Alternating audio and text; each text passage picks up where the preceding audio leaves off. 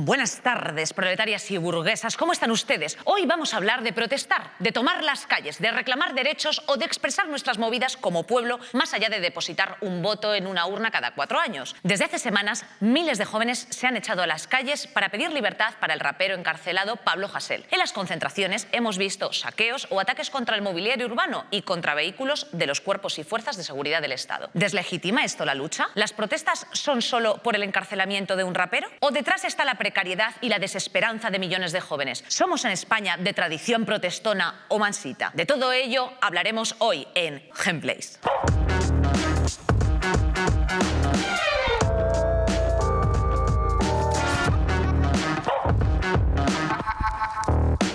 Gameplays Jure, Gameplays Jure.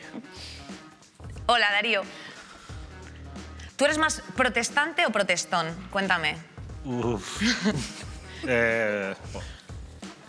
Soy muy bien de las dos, sí. Muy bien de las dos. Muy bien de las dos. Sí a tot. Tengo todo. Hoy traemos un tema bastante candente, que ¿Sí? está en la calle, como decía Scalariac en mi época. Sí, es así, es así. Todo el tema de las protestas. Yo no sé si tú has ido a manifestaciones alguna vez en tu vida, ¿no? Yo sí. Alguna idea, claro. Alguna. Claro, tengo. Algunas creías que podías tener una razón y en otras no. No. ¿Nunca has creído eso? No, por las batucadas. Ah, ibas por las batucadas. Porque me gusta mucho la música así, ¿no? Con ritmos brasileños y demás, que sí que está muy bien, hay que ir. Ah, vale. Ah, pensaba que decías... Porque Claro que sí. El contraste. Bueno, pues de eso vamos a hablar hoy, de todas las protestas, porque está la calle hirviendo y sobre todo las que se vienen con la que tenemos montada. Te hemos preparado, como siempre, pues un videito al efecto. Durante las últimas semanas, decenas de protestas han sacudido nuestras calles.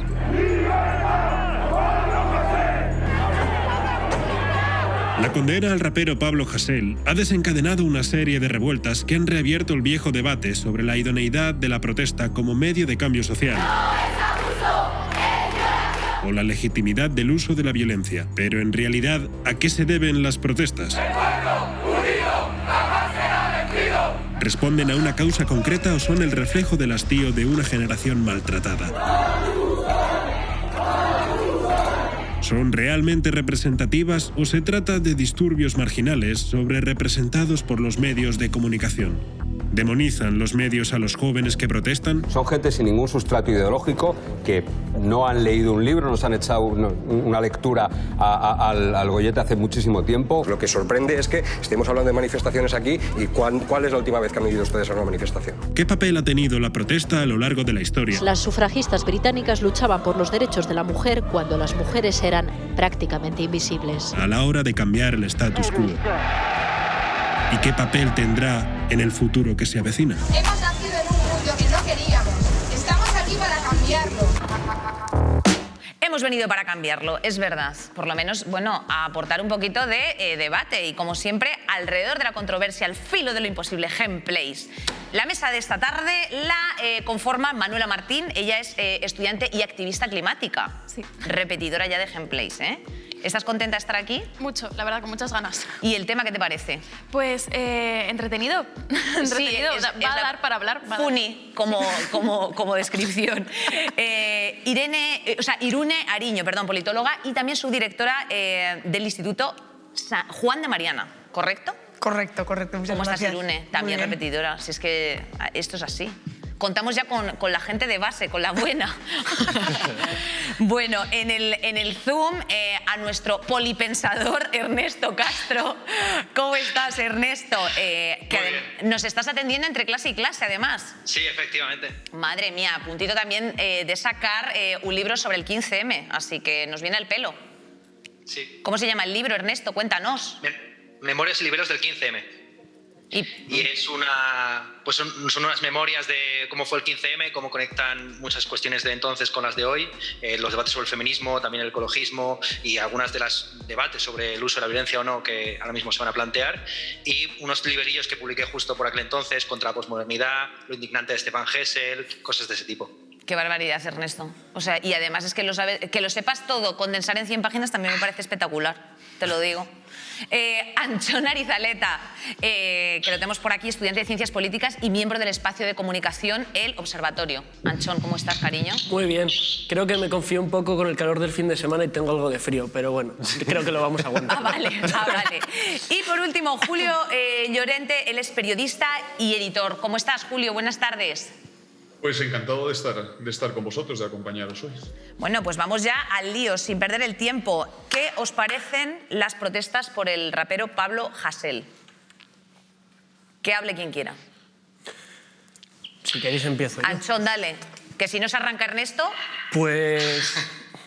Pues la verdad es que da la sensación en los medios como que se echaban un poco de menos las protestas, ¿no? Porque estas últimas semanas hemos visto a los presentadores de los matinales casi emocionados con el fuego. Da esa sensación de que estos últimos años, como con menos protestas a nivel estatal y quizás solo en Cataluña sobre todo, la gente las echaba de menos, ¿no? Y parece que hay como calor en las calles, hay como ganas de volver a... Lo estás diciendo como si fuese un parque de bolas apetecible. Algunos lo están planteando así. Parece que tienen ganas de que ardan las calles. Y precisamente, ¿es Pablo Hasél o creéis que hay algo más detrás de todo esto? ¿Precariedad, paro juvenil? A ver, dale. ¿Sí? Bueno, venga, yo creo que hay varias cosas. O sea, y esto, cuando pensaba en lo que vamos a hablar hoy, he pensado como en tres sesgos, ¿no? Que creo que están alrededor de estas protestas. El primero es el típico de pensar que un tiempo anterior siempre fue mejor, ¿no? Que vivimos peor que nuestros padres, que vamos a vivir peor que nuestros abuelos, cuando todas las generaciones han tenido lo suyo. No nos olvidemos que nuestros abuelos han pasado una guerra, una dictadura, dos crisis, etcétera. Luego, el otro sesgo yo creo que es que solemos pensar que nuestra realidad inmediata y que nuestros problemas son los peores del mundo y que además los demás tienen una situación parecida a la nuestra, ¿no? Pues cuando, por ejemplo, yo creo que si hiciésemos una encuesta socioeconómica a la gente que ha participado en las movilizaciones, en ningún caso creo que sea representativo de una generación que realmente sí tiene una serie de problemas por los que se ha intentado fundamentar las propuestas de forma profunda, y eso me lleva al último sesgo, que es... Y esto ha salido como en muchos programas en los que han participado muchos jóvenes, el otro día, por ejemplo, en TV3. Y hablaban que esto era por la violencia estructural, por el paro, por no sé qué, no sé cuántos. Y a mí me da la sensación de que muchas veces intentamos como armarnos de muchas razones que nos permitan de alguna forma invalidar las críticas, ¿no? Si no solo estamos protestando por Pablo Hasél y estamos protestando por no sé qué, por el paro, por no sé cuántos, parece que entonces las críticas a la violencia o a cierto tipo de cuestiones como que valen menos, ¿no? Entonces yo creo que ahí están esas tres cosillas. ¿Estás de acuerdo con lo que plantea Irune? A mí me parece que es muy interesante lo que estás diciendo, de que igual se intenta invalidar la crítica, pero para empezar, una cosa que me gustaría dejar súper clara desde el primer momento, esto de que se dice ahora de, claro, es que los jóvenes os quejáis mucho, es que todo tiempo antiguo también, nuestros abuelos han vivido una guerra y tal. Bueno, vale, ahora estamos hablando de que nos enfrentamos a una crisis climática y a un ecocidio monumental en el que los próximos 50 o 100 años van a ser la definitiva de si tenemos futuro o no en mi generación. Entonces, sí que me encargaría, por favor, un antes y después en que no se deslegitimen las protestas que está habiendo actualmente, en plan, los jóvenes se quejan mucho, los jóvenes se quejan por su futuro, como lo hicieron nuestros abuelos y como lo hicieron las sufragistas en su momento por el voto femenino. Entonces, teniendo esto sobre la mesa, a mí me parece que las personas van a protestar por las cosas que sientan que son injustas y por la violencia estructural o no, que ellos consideren que está siendo ejercida por el poder, el Estado, la policía, etcétera, hacia ellos. Entonces, que en ningún caso lo que se debería hacer desde los medios es demonizar o deslegitimar protestas sin intentar pensar en los problemas estructurales que hay detrás de ello. Ernesto, se está comentando, se está diciendo el tema de acusar a la juventud de por qué se sale a la calle ante el encarcelamiento de un rapero y por qué no se sale a la calle o por qué se sale menos o por qué hace menos ruido cosas como el paro juvenil, el desempleo. ¿Ves legítima esta acusación que se hace a la juventud? No, es decir, siempre hay un detonante en toda revolución y en todo fenómeno político, incluso en todo fenómeno judicial. Es decir, se metió al final Al Capone en la cárcel por una cuestión de impuestos, no por las extorsiones ni la venta de drogas. Y eso sucede también con las revoluciones políticas, que comienzan con la subida de un precio del pan o algo por el estilo, y es una acumulación y al final es una gota que colma el vaso. A mí lo de Pablo Hasél me parece bastante grave. Es decir, meter a una persona en la cárcel por cantar en una canción de rap sobre un violet, cuando es básicamente como una especie de tópico estalinista, o de pegar un tiro a alguien en la nuca sin entender el contexto, pues me parece que es un atentado contra la libertad de expresión y la creatividad, que es una causa transversal a todas las ideologías políticas. Y creo que uno de los grandes males de la defensa de Pablo Hasél es el perismo. Este tipo de gente que dice yo no apoyo lo que dice Pablo Hasél, pero defendería su derecho a decirlo. Yo creo que en realidad no es una relación adversativa, es una relación de consecuencia. Yo no apruebo lo que dice Pablo Hasél y por ese motivo creo que debería tener libertad de expresión, para que se dé cuenta de que su causa no la apoya prácticamente nadie. Es el momento en que Pablo Hasél es reprimido cuando deja de tener 1000 reproducciones en YouTube para convertirse en un fenómeno de masas. Son los propios políticos que reprimen a los raperos minoritarios los que los convierten en un fenómeno de masas. Y lo mismo podríamos decir también de la experiencia de la lucha en las calles. Es decir, a mi juicio, por hacer una metáfora muy rápida, la violencia es como la droga. Basta con haberla probado un par de veces para darte cuenta que no puedes sostener un modo de vida sobre la drogadicción, ¿no? Es decir, la violencia sostenida en las calles no conduce a la transformación progresista de la realidad, más bien al revés. Después de todo estallido social realmente violento, lo que hay es, a corto plazo, una victoria de los partidos del orden y los conservadores. Eso se vio, por ejemplo, incluso con movimientos pacíficos como el 15M. Después del 15M lo que hubo fue una mayoría absoluta del Partido Popular, igual que en mayo 68, lo que llevó es una mayoría absoluta de De Gaulle. Julio, ¿tú crees que están sobredimensionando los medios las protestas o realmente son generalizadas? Bueno, no creo que sea, vamos, a la vista está, que no es un fenómeno generalizado, pero al final los medios se nutren precisamente, lo que se considera noticioso no es lo generalizado, es precisamente lo anormal. No es noticioso que un tren llegue a su destino. Y eso es normal. Quiero decir, los medios se nutren de fenómenos muy concretos que no son generalizados nunca, que son más bien anecdóticos. O sea, se nutren de lo que es anormal y eso lo elevan a la categoría de noticioso. Yo creo que para juzgar las protestas, esta como todas, hay que tener en cuenta dos cuestiones. La primera, lo que reivindican, y en este caso el asunto es muy complejo porque se entreveran reivindicaciones justas y reivindicaciones que yo considero ilegítimas. Por ejemplo, considero justo, considero debido que la gente se manifieste por los precios del alquiler. Los precios del alquiler son disparatados y si a ellos les sumamos unos salarios verdaderamente miserables, nos queda una situación muy difícil para que la gente viva dignamente. Entonces, esa reivindicación es justa, esa reivindicación en concreto lo es. No me parece justa, asimismo, por ejemplo, la de Pablo Hasél, el detonante de las protestas. No es legítimo porque estamos hablando de una persona que no solo ha compuesto letras chuscas, ha agredido al testigo de un juicio, ha agredido a un periodista, ha enaltecido el terrorismo. Entonces, si a esa reivindicación inicua le sumamos otra reivindicación inicua como la de liberar a los políticos presos, a los políticos separatistas que han cometido crímenes objetivos sancionados por la ley, tenemos una serie de protestas con, digamos, reivindicaciones ambivalentes. O sea, algunas son justas y otras no lo son. Y creo que tanto la demonización como el blanqueamiento yerran uno por exceso y otro por defecto. Y después están los medios de los que se sirven los manifestantes.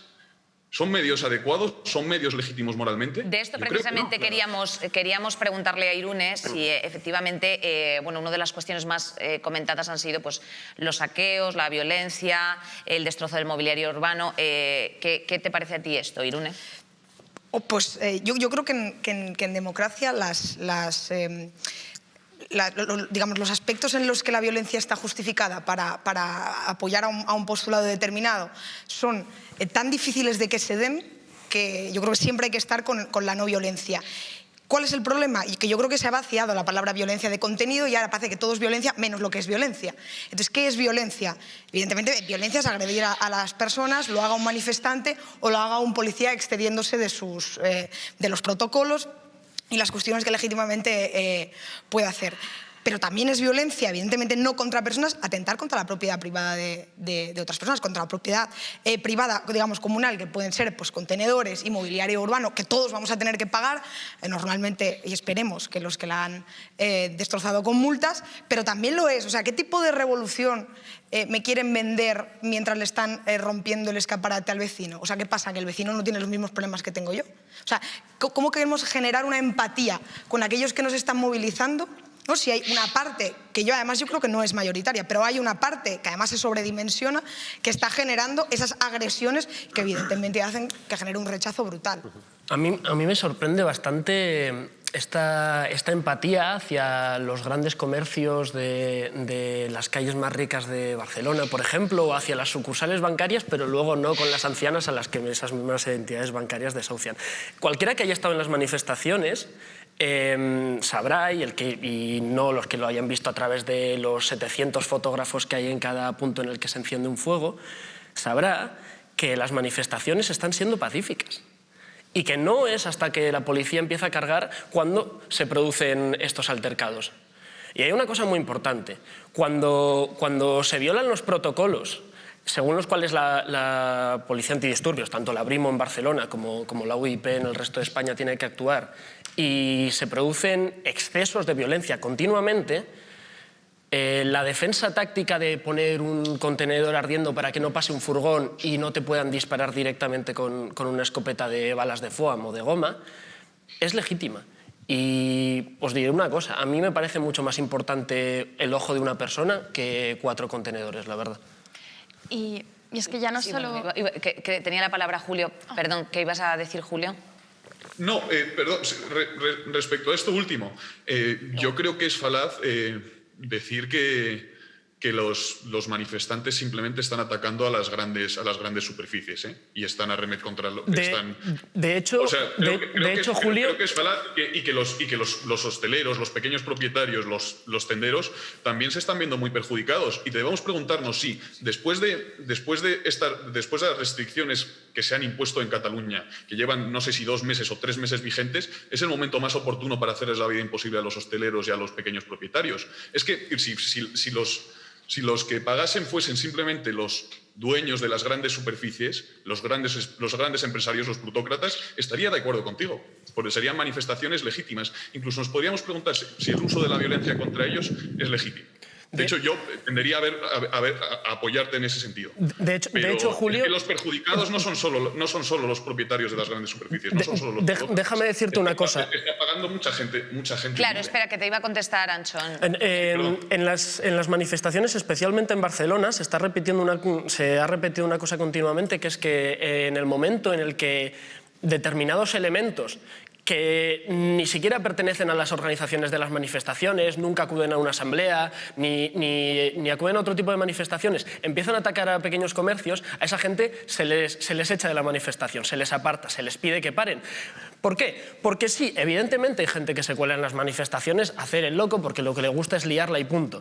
Pero de ahí a generalizar que las manifestaciones lo que están atacando es pequeños comercios, o sea, vale, me parece muy bien como argumento, pero es difícil creérselo. O sea, lo que es difícil creer es lo que dices tú, porque haces un acto de fe. Manuela, ¿qué ibas a contestar respecto de esto? A ver, yo es que iba a contestar respecto a una cosa que has dicho antes, que es que me ha llamado muchísimo la atención, y es el hecho de que es que la palabra violencia carece ahora de significado, que se ha vaciado, y que los motivos por los cuales la violencia está justificada ahora son muy difíciles que se den. A mí me parecen súper claros los motivos por los cuales la violencia puede estar justificada. A veces pueden ser desahucios porque son violentos. Los desahucios son violentos. Que haya personas que no tengan acceso a la sanidad es violento. Que haya personas que vayan por la calle por miedo, por su género, por su orientación sexual, es violento. El sistema en el que vivimos es violento, entonces tenemos que partir de esta base. Ahora, el hecho de que la violencia está justificada contra él, eso es un debate distinto, pero por favor, es que creo que es muy importante partir de la base de que no vivimos en un mundo maravilloso en el que todo el mundo sea súper feliz y tengamos todos los mismos derechos. No es cierto, vivimos en un mundo con desigualdades en el que el clasismo está a la orden del día en todas partes.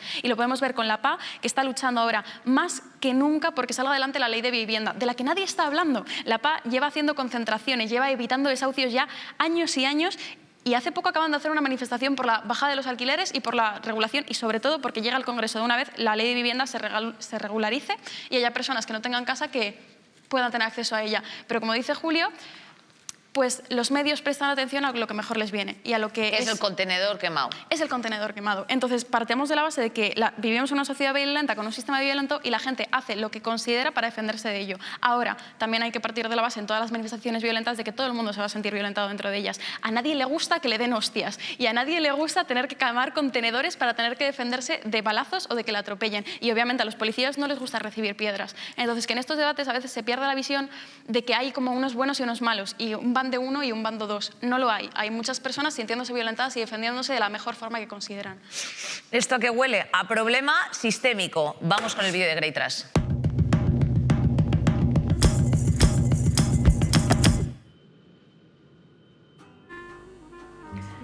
José, Sevilla, buenas noches. Bueno, realmente no me llamo José, soy Jesús, alias el koala. No sé si recuerdas el de "Buah, hace un corra". Bueno, pues ese soy yo. Que antes hablaba así y ahora tengo este acento porque precisamente quería contar, ¿no?, lo que me había sucedido, que es que hace escasas horas que he visto un ovni y se ha plantado en el balcón de mi casa y no sé qué coño me ha hecho que me ha cambiado el cerebro y me ha cambiado el tono de voz y soy como otra persona, pero no sé, es una sensación muy rara. Pero vaya, que soy el de "Opa, yo voy a hacer un corra". Y poco más que contar. Quería simplemente soltarlo. Espera un momento. ¿Qué? El programa de hoy es de protesta. ¿Qué dices? Solo se puede hablar de protesta. Espera, me dice mi mujer que el programa de hoy era de protestas y solo se puede hablar de eso. Es que, es hablar por hablar, ¿no? Se puede hablar de cualquier cosa. Pero ¿entiendes? que tú estás en gameplay, que no es hablar por Yo hablar. estaba en una manifestación en mi puta vida y... Pero no mientas, que estuviste en la manifestación del 5G. O sea, que no... Pero bueno, que lo del ovni... Que tuviste la manifestación del 5G. ¿Con eso ya está bien o no? ¿Por qué no le dices a la mujer que tuviste la manifestación del 5G? En serio, ¿puedes dejar de decir lo del 5G? O sea, ya está, ya vale. Me encantaba ese hombre. Opa, sí. Sí. Triunfó. Triunfó. Triunfó cuando 2006 era, para el Mundial. Oye, tenemos que dar la bienvenida a nuestro nuevo presidente de RTV. Tornero, invítate a un cordero. Buena carta de bienvenida. Pues sí. Te queremos, ese es Just Flight. Bonito pareado. Quiero lanzar una pregunta a Ernesto, que he de decir totalmente off the record, pero que hoy luce refacherito y rebello, la verdad. Tenía que decirlo, no podía dejarlo en el tintero. ¿Crees que va a haber más manifestaciones? Porque el FMI... Me la toca. Y si el FMI me la toca... Habla de una oleada de protestas a nivel mundial para 2022, entiéndase ya post-pandemia. ¿Tú crees que esto va a ir a más a partir de ahora? Puede ser, es una tendencia epocal. Ya en 2019, antes de la pandemia, hubo bastantes movilizaciones en Chile, cuando se produjo la sentencia del Procés, y es natural, de alguna forma replica lo que sucedió durante los años 2011-2014, en lo que algunos historiadores llaman el trienio indignado, en el que hubo pues toda una serie de movilizaciones que comenzaron con la acampada en Puerta de Sol y siguieron con las mareas en favor de la educación, de la sanidad. Algunas de las luchas de entonces todavía siguen vigentes a día de hoy. La razón por la cual la Comunidad Autónoma de Madrid estaba tan poco preparada para una pandemia como la actual fue por la sangría de recursos justamente derivada de la derrota de las mareas de esos años. Aterrizamos otra vez un poco el tema de las protestas preguntando si sirve de algo por protestar. Pues para quien no tiene un amigo en la última planta de un ministerio o no tiene apellidos compuestos muy largos, la protesta suele ser la única manera de hacerse oír. Y si sirve para algo, sí que sirve. Y hay numerosos ejemplos en la propia historia de España. Se recuerda mucho estos días la huelga de febrero de 1919 de la canadiense en Barcelona, que después de 4 días de disturbios acabó con la promulgación de un decreto que sancionaba la jornada de 8 horas que tenemos hoy en día.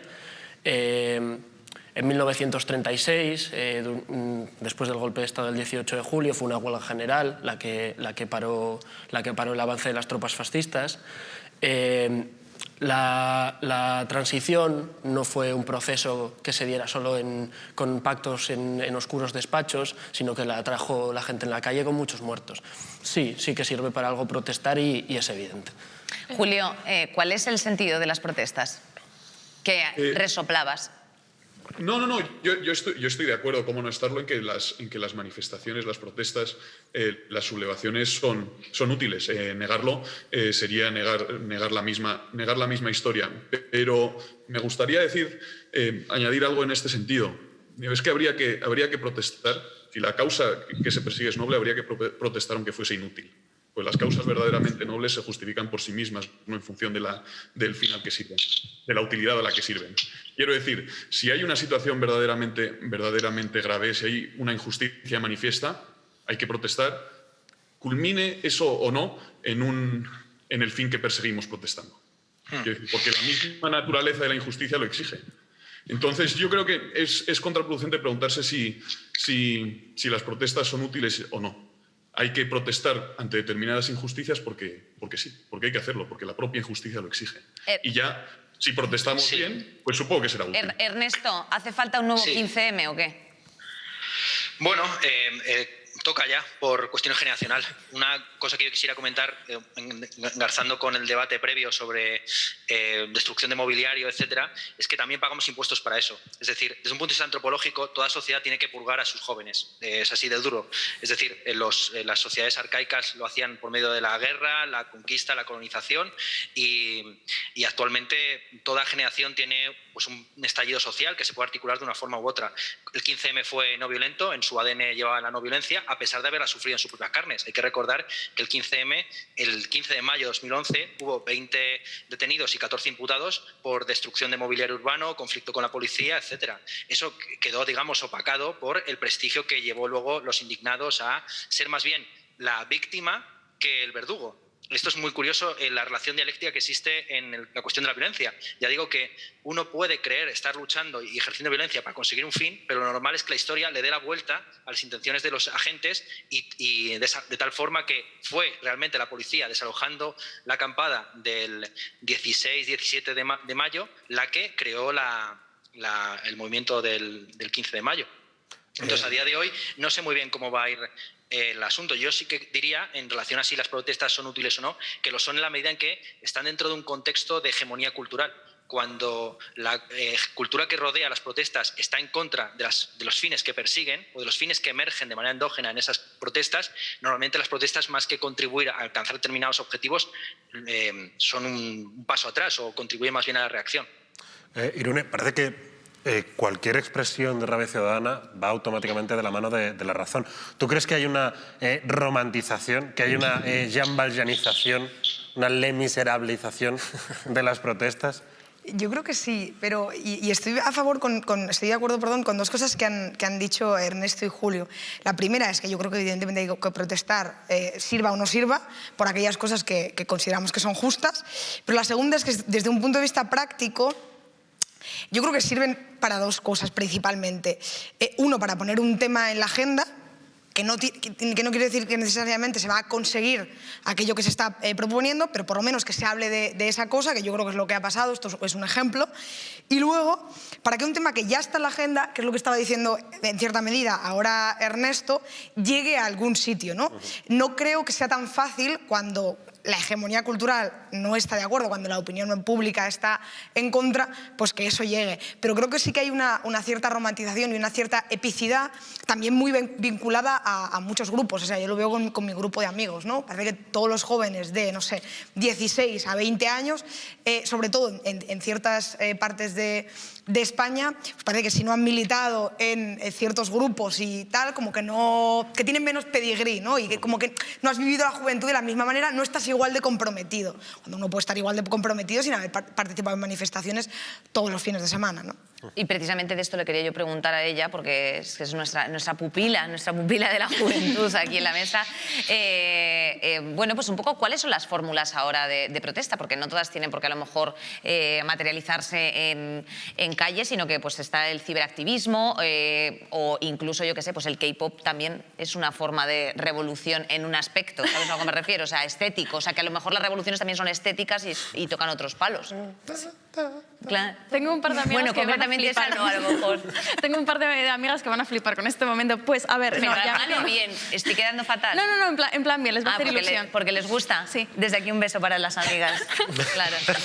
Pues, no, a ver, el tema de las manifestaciones, cómo manifestarse y tal. Pues es cierto que últimamente estamos viendo que hay una gran ola, como está diciendo Ernesto, como estamos, creo que todos tenemos muy claro que va a haber una gran ola de movilizaciones en cuanto se acabe la pandemia y se puede ver en los movimientos sociales. En los movimientos sociales ahora nos hemos pasado al online. Da bastante pena, pero bueno, es lo que toca. Sigue siendo igual de... O sea, la evolución ahora es hacia lo online. Las asambleas, sobre todo. Es cierto que hay muchísimos otros organismos que siguen tirando a las cosas presenciales, siempre con seguridad, estamos en pandemia y tal, pero lo que está claro es que va a seguir y que sí que va a aumentar. Y a mí hay una cosa que me llama mucho la atención, es que cada vez está surgiendo más el tema de la desobediencia civil no violenta, que puede acabar en desobediencia civil violenta, pero partiendo de la base de no violenta.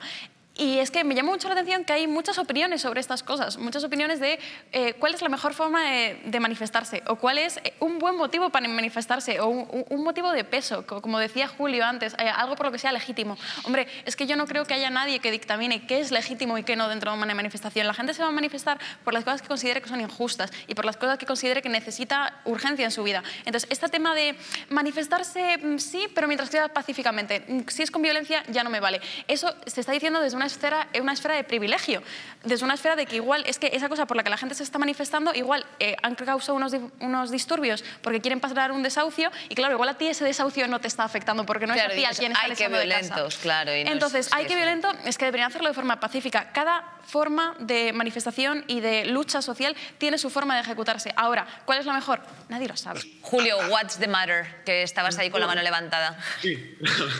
No, que yo no pretendo dictaminar qué manifestaciones son legítimas y cuáles no, faltaría más, pero sí considero que hay manifestaciones y protestas más legítimas que otras. No es igual de legítimo manifestarse para, no sé, que me asigne el Estado un chalet con piscina que manifestarme para denunciar la muerte de un policía. Estoy de acuerdo. Creo yo, que hay causas más justas que otras, y causas por las que merece la pena manifestarse y causas por las que no. Y respecto al modo en que se dan las manifestaciones, efectivamente, hay medios legítimos y medios ilegítimos. Si la protesta se canaliza o deriva en un asesinato continuo de inocentes, pues la manifestación habrá degenerado y habrá adoptado un cariz ilegítimo. Si, en cambio, se canaliza debidamente... Yo creo que sí hay manifestaciones legítimas y manifestaciones ilegítimas y que esto es evidente. Anchón, perdón, Ernesto, que estabas con la mano. Te oía respirar fuerte, Ernesto. Sí. A mí me parece que las protestas y las movilizaciones en sentido amplio son interesantes sobre todo por cómo generan unas contradicciones internas que transforman el concepto de justicia y legitimidad que tenían los propios manifestantes. El ejemplo que pondría es justamente el 15M. La única cartela que se retiró del 15M, de todas las pancartas que se colgaron en la Puerta del Sol, fue una que decía: la revolución será feminista o no será. O no será, es verdad. Cuando se retiró ese cartel, se consideraba que ese tipo de frases eran excluyentes y que un movimiento social que quisiera ser hegemónico tendría que, digamos, purgar al feminismo como algo excesivamente sectario. Pues bien, lo que hemos podido ver en todo esta evolución que ha tenido el 15M y los indignados a lo largo de esta década es que se han dado las vueltas a la torna y ahora mismo cualquier movimiento que no incluya en su seno algún aspecto feminista o de clase y de género entrecruzado, pues es un movimiento excluyente. Y por cierto, uno de los temas que tiene peligroso la violencia es que pone en la vanguardia de un movimiento social a un tipo de individuo muy concreto, porque suelen ser varones jóvenes cabreados los que llevan a cabo este tipo de ejercicios de violencia. Entonces, un movimiento que quiera ser horizontal y feminista debe cuidarse bastante de este tipo de prácticas de violencia física explícita. Anchón, sí. Fíjate sobre esto una cosa. No sé ya exactamente el tipo de persona que se pone en la vanguardia durante las manifestaciones, pero El 15M, que en casi su totalidad, durante el tiempo que duró las acampadas en todas las plazas de España, fue eminentemente pacífico. Pero a la vez que se da una evolución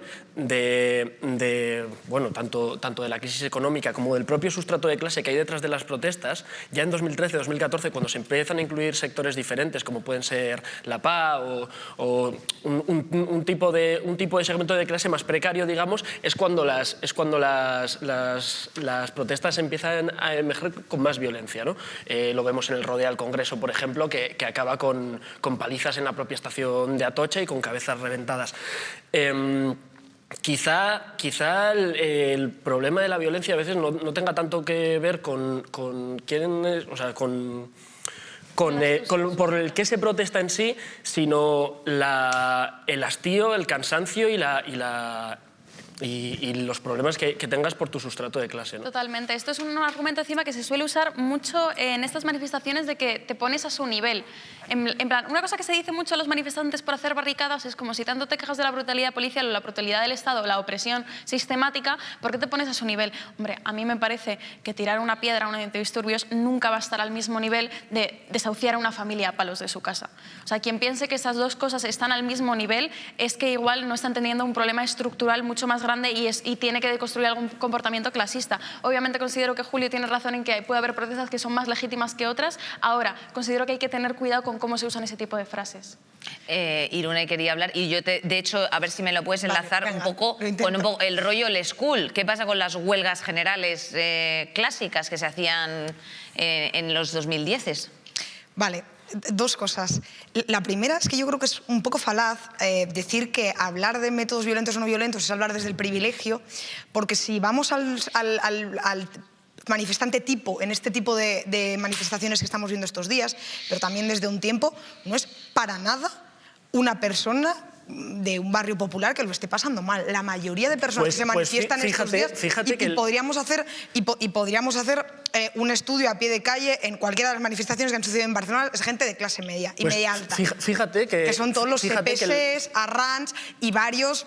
Fíjate, Irune, algunos ya los conocemos desde muchos años. El movimiento que convoca las protestas en Madrid, el movimiento antirrepresivo, está formado por asambleas y por diferentes grupos de todos los barrios de Madrid, sobre todo de la periferia, de Carabanchel, de Vallecas, de Moratalaz, etc. Cógete un día al CIS y mira qué tipo de persona, qué tipo de perfil socioeconómico de persona se manifiesta normalmente. O vea una manifestación, vea una asamblea y mira a la gente. Entonces, pero si los datos están ahí, yo puedo ir a mil asambleas. Pero independientemente de eso, que yo creo que es un ejercicio muy interesante de hacer yéndonos a los datos, y que no creo que invalide la manifestación. Yo lo que creo es que, evidentemente, que no es falaz decir que hay que ponderar los medios. Yo creo que hay tres tipos de personas que suelen...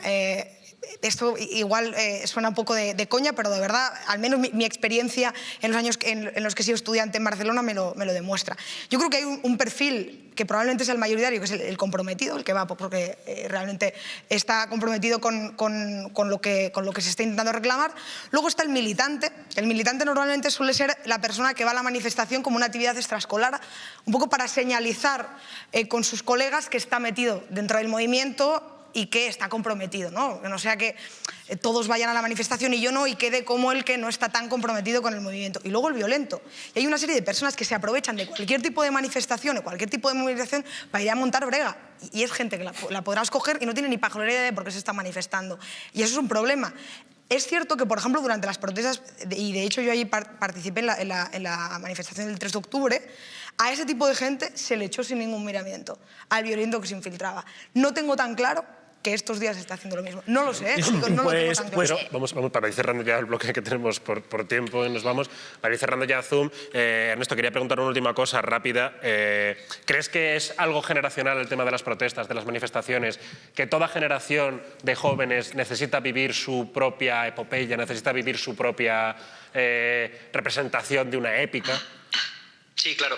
La cuestión es cómo esa épica engarza con otros estratos sociales, también generacionales o de género, de otros perfiles, así de sencillo, ¿no? El argumento a favor de la no violencia en el 15M era justamente que la violencia resulta excluyente por definición. Para empezar, a quien estás ejerciendo violencia ya le estás poniendo fuera del sistema y el movimiento.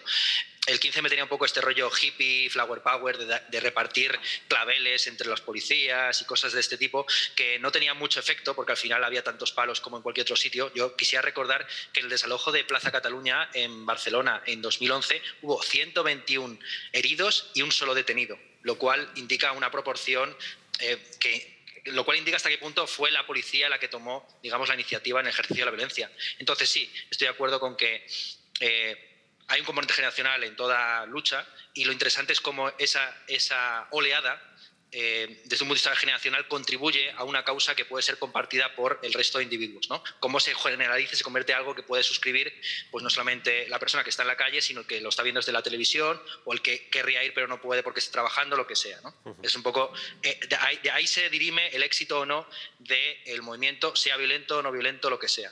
Muchas gracias, Ernesto. Julio, no sé si tú quieres añadir algo más ya de despedida. Sí, muy brevemente. Simplemente quería decir que no mancillemos manifestaciones justas con formas inadecuadas. O, por decirlo de otro modo, no mancillemos o no empañemos causas nobles, fines nobles, con medios inicuos. Muchas gracias, Julio, Ernesto, por haber estado esta tarde aquí con nosotros, por vuestro tiempo. Os mando un besito muy grande a los dos y nada, recomendad Gameplays a vuestros amigos, ya sabéis. Claro que sí. Gracias. Y bueno, nosotros vamos con el innoble Kilgore, a ver qué nos ha preparado hoy.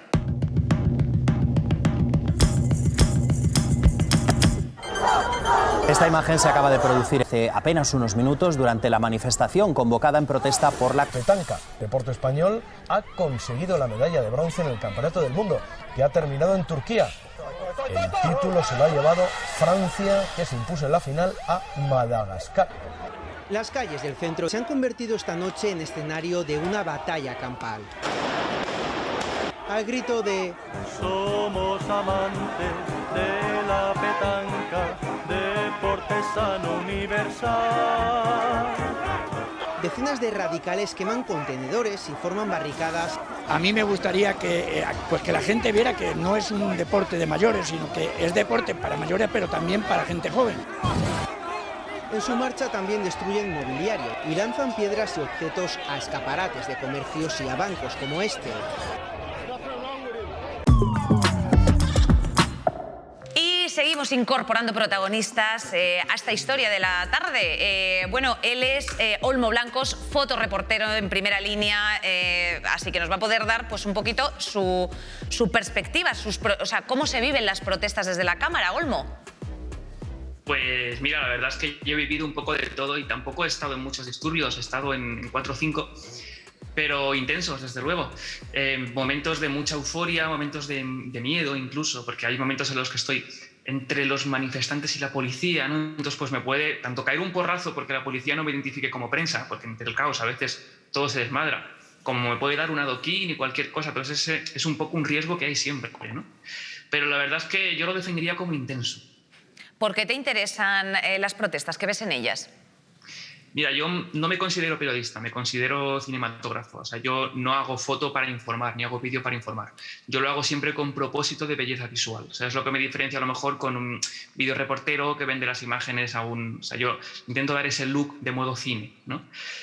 Entonces yo simplemente busco eso, busco cinemática, busco, digamos, la belleza visual del caos y al mismo tiempo, claro, documentar un momento que guste o no, es histórico, ¿no? Porque no todos los días, por ejemplo, hay un disturbio en el que la Puerta del Sol parezca una auténtica batalla campal, ¿no? Entonces, pues también se está informando, aunque no sea mi propósito. Y bueno, por otra parte también tenemos a Celia del Barrio, ella es portavoz del Sindicato de Estudiantes. Yo quería preguntarte, Celia, bueno, que dentro de tu perspectiva, ¿cuál es la forma más efectiva de protestar? O la que más funciona, efectivamente. O sea, si sirve de algo, todo un poquito en relación a lo que estábamos tratando antes. Sí, bueno, yo creo que la juventud ha dejado claro en los últimos años que desde luego que luchar en las calles pues tiene su... que desde luego que sirve para algo, ¿no? Lo hemos visto pues tomando las reválidas en todo el Estado, hemos visto cómo hemos podido conseguir, ¿no? una condena ejemplar a los violadores de la manada con la huelga general española estudiantil en mayo, ¿no? Desde luego, vamos, y ahora con el tema de las protestas de Pablo Hasél, yo creo que la juventud ha dado todo un ejemplo, ¿no? Más allá de la demonización que se quiere hacer desde los medios de comunicación, ¿no? Yo creo que hay un interés muy, muy grande porque los jóvenes ahora aparezcamos como terroristas, ¿no? Ya sea por participar en las protestas de Hasél, ¿no? O por organizar este próximo 8 de marzo, que también hemos visto pues toda la campaña que hay contra el feminismo, ¿no? Yo creo que aquí hay una auténtica persecución a la juventud que lucha, ¿no? Cuando la realidad bajo la que vivimos en este país es que hace 2 semanas veíamos a nazis, a auténticos nazis, desfilando por Madrid, ¿no? Esto no lo vamos a ver en la televisión tanto como ese contenedor de basura, como se decía aquí, ¿no? Pues diciendo que el judío es el enemigo y que la División Azul pues luchó contra el enemigo, ¿no? Yo creo que está muy claro, ¿no? Con toda esta campaña mediática. Y Celia, ¿y tú crees que, por ejemplo, vuestras preocupaciones como jóvenes tienen una representación en la política institucional? ¿O, bueno, hay una brecha generacional al respecto en este sentido? Bueno, los datos son, para la juventud los datos son brutales, ¿no? Nuestros salarios son los más bajos de la Unión Europea, ¿no? El 33% solo de los menores de 30 años tienen un empleo, ¿no? El 75% de los contratos a menores de 25 son temporales. Muchos, obviamente, no nos podemos ir de casa de nuestros padres, no podemos hacer frente a los precios de los alquileres. Hemos visto a nuestros padres perder los empleos, hemos visto a nuestras madres hacer cola en las colas del hambre. Yo creo que, desde luego, llevamos un año de pandemia, ¿no? Casi, y aquí la situación, es brutal para la juventud y para la clase trabajadora. No se ha hecho absolutamente nada y ahora se quiere demonizar a la gente por salir y por demostrar toda esa frustración que tiene y esa nula perspectiva de un futuro digno. Olmo, si te quería preguntar, Darío, algo. Quería preguntarte, Olmo, que al estar tú ahí metido en medio del fragor de la batalla, literalmente a veces, ¿crees que el espectador presta más atención cuando ocurre violencia que cuando no? Que es decir, como que se fija más en algo, en alguna de estas protestas, cuando hay imágenes, pues mismamente de lo que venimos hablando, ¿no? De un contenedor en llamas. Desgraciadamente sí, es lo que llama la atención lo inusual, pero no la violencia en sí. Tú imagínate que, por ejemplo, ocurre una revolución al V de Vendetta, que 20.000 personas salen de noche a las 12 de la noche y se congregan en la Puesta del Sol. Pasaría lo mismo, la misma atención mediática, porque no es lo usual, no es la violencia en sí, es lo inusual lo que llama la atención, lo que no suele ser noticia, ¿no? Entonces, desgraciadamente, muchas veces hay muchísima gente, eso pasó, por ejemplo, en el 22M, las marchas de la dignidad, muchísima gente vino de todos los puntos de España a Madrid a confluir en una manifestación y al final, ¿qué ocupó los titulares? Los disturbios que hubo, ¿no? Entonces, muchas veces, incluso, yo creo que, porque los he visto también, gente que viene nada más que a reventar la manifestación, ¿vale? Que no tiene nada que ver con la protesta. Y yo sospecho que pueden estar pagados, pueden ser enviados precisamente para reventarla, para que no se hable de eso. Y desgraciadamente hemos visto cómo han permitido algunas manifestaciones y otras no. Yo lo que sospecho es que ahora mismo la delegación del Gobierno en Madrid lo que quiere es, digamos, demonizar o que no se visibilice que en la izquierda también hay cabreo contra el Gobierno, porque hay mucha gente de izquierdas que no se siente representada. O sea, ahora mismo, os digo una cosa, llega a estar el PP y Vox en el poder y con la pandemia las calles arden, estarían ardiendo día y noche. Lo que pasa es que hay mucha gente de izquierda que le da miedo y tal, porque antes Podemos en su día les representaba y ahora a lo mejor no, pero no se atreven a decirlo. Entonces, Olmo, yo te quería preguntar por cosas que, por ejemplo, tú hayas escuchado si has salido estos días precisamente, cosas que tú veas estando ahí en medio. O sea, qué cosas se dicen entre los antidisturbios, qué cosas dicen los manifestantes. O sea, como un poco más el fragor de la batalla, como decías tú antes. No sé si he dicho bien. ¿Fagor? Flagor. El balay de la batalla. Sí, cuéntanos. Desde dentro, pues mira, me acuerdo unos disturbios que hubo la noche de Halloween, que fueron contra el confinamiento.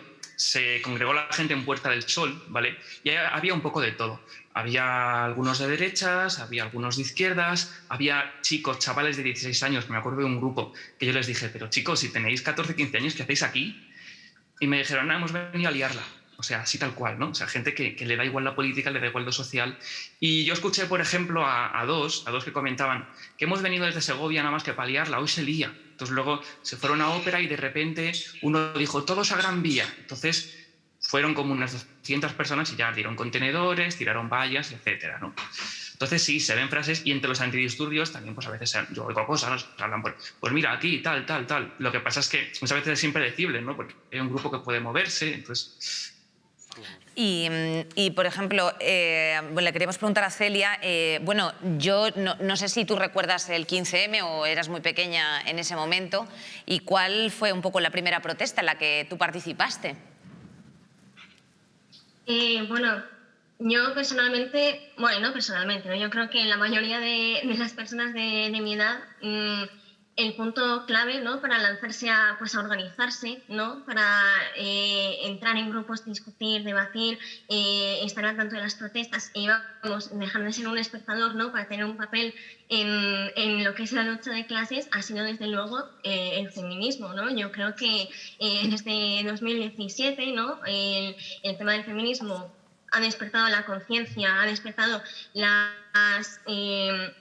las contradicciones que tiene este sistema, ¿no?, para la clase trabajadora y para la juventud, dentro de miles y miles de jóvenes, ya sean chicos o chicas también, ¿no? Y yo creo que esto también pues no es casualidad que se intente ahora, por cierto, el PSOE, desde el gobierno, ilegalizar las concentraciones del 8 de marzo, ¿no?, y pretender que aquí no pase nada, porque el feminismo se ha levantado para señalar los privilegios de los grandes poderosos, de las grandes empresas, ¿no?, de la burguesía, como el enemigo de la gran mayoría, ¿no?, de la clase trabajadora y de la juventud. Así que ahora se pretende, pues se ha visto con el tema de Pablo Hasél, ¿no?, pero ahora la siguiente víctima de los medios de comunicación y de la censura del gobierno va a ser el feminismo, ¿no? Pero a pesar de esto, a pesar de la criminalización, a pesar de que ilegalicen el 8 de marzo, ilegalicen las movilizaciones nazis que hemos estado viendo estos días, nos van a tener en las calles, ¿no?, defendiendo los derechos que nos quiere arrebatar la derecha y la burguesía cada día.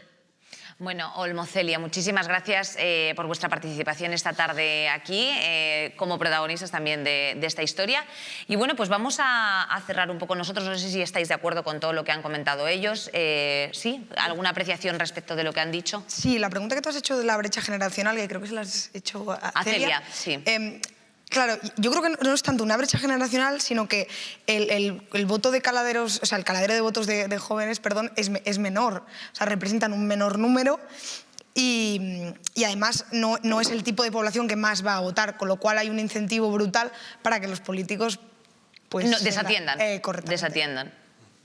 ¿Estáis de acuerdo con todo lo que se ha comentado? Había dicho una cosa, Olmo, que es que la delegación del gobierno lo que buscaba era desalentar las protestas y esto se podía ver, por ejemplo, en la primera manifestación que hubo en Madrid, en Sol, que fue la que hubo disturbios, es que la policía en ningún momento intentó disolver la protesta.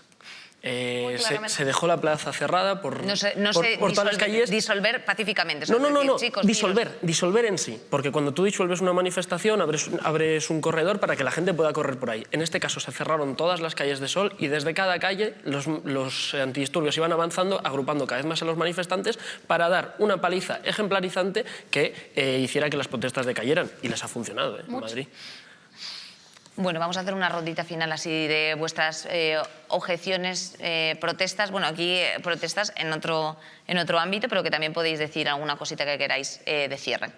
Vale, pues a ver, a mí de cierre lo único que me parece muy importante es el tema de que las protestas siempre van a ser necesarias y que hay que lucharlas mucho. Hay que protestar, hay que levantarse contra la injusticia, ya sea por la crisis climática y el ecocidio que se nos viene encima, por toda la lucha de clases y porque vivimos en un sistema violento. Y también el tema de que es muy importante siempre hacerlo contra la violencia sistémica y entendiendo los problemas estructurales, partiendo de la base de que no hay que demonizar las protestas, sean violentas o no. Creo que si miles de millones de personas se levantan contra algo, es porque igual tienen algo que decir. Igual, en vez de demonizar las protestas solo por el hecho de que se queman contenedores, deberíamos escucharles y entender por qué se está ocasionando esa violencia. Si hay tantas personas dispuestas a arriesgar su integridad física por algo, igual es que hay que escucharles.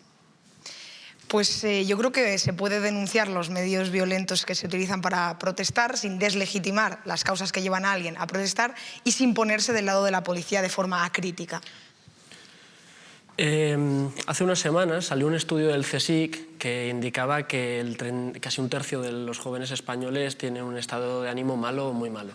Sí, yo soy de esa. Si a una generación que solo ha conocido la crisis, si a una generación a la que le cuesta imaginar un proyecto de futuro, se le responde como dijo, por ejemplo, el PSOE el otro día y el ministro Ábalos, con que la vivienda es un bien de mercado y que tenemos que dejar que los buitres y los tiburones de la especulación inmobiliaria sigan traficando con nuestro futuro, las calles van a arder. Las calles van a arder porque si no hay una respuesta a nuestras demandas, ¿qué queda? No queda otra. Y si además cuando salimos hay represión, pues evidentemente el fuego va a crecer. Si no nos da la esperanza, la vamos a coger nosotras. Es un fuego simbólico, pero bastante real, ¿eh? Ah, vale. Hablábamos de fuego metafórico.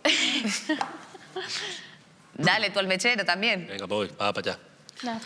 A ver, Black Lives Matter, las protestas de Núñez de Balboa, el 8M, incluso la peña en la puerta del Camp Nou diciendo, Leo, por favor, no te vayas. No somos quien para decir qué es legítimo y qué no es legítimo. Y yo creo que deben respetarse las opiniones. Y esto es algo que intentamos hacer en Genplace. Queremos que todas esas opiniones sean vertidas, sean expresadas siempre con respeto. No solo respeto para la gente que está aquí debatiendo y que lo hace en la gigantesca mayoría de casos muy bien, sino también para vosotros y para vosotras. Y por vosotros y por vosotras, la gente que nos está viendo. Así que hay que hacer las cosas con respeto. Y Messi, si quieres ir del Barça, vete, ¿sabes? Que yo encantado, yo soy del Madrid. No, hombre, no. Eso, nos reiteramos en Genplace Jure y que la idea del programa es favorecer el diálogo. También lo tengo escrito yo. No, pero lo digo de corazón. Sé crítico, piensa, reflexiona, júntate con la gente, conversa y a ver, pero con mascarilla y un metro y medio de distancia siempre, Darío. ¡Hala! Que nos sigan en YouTube, en TikTok, en Instagram, en Twitter y en Twitch. Y que nos escriban un correo electrónico cagándose en nuestros muertos a genplace@rtv.es, que ya sabéis que no los leemos nunca. Adiós.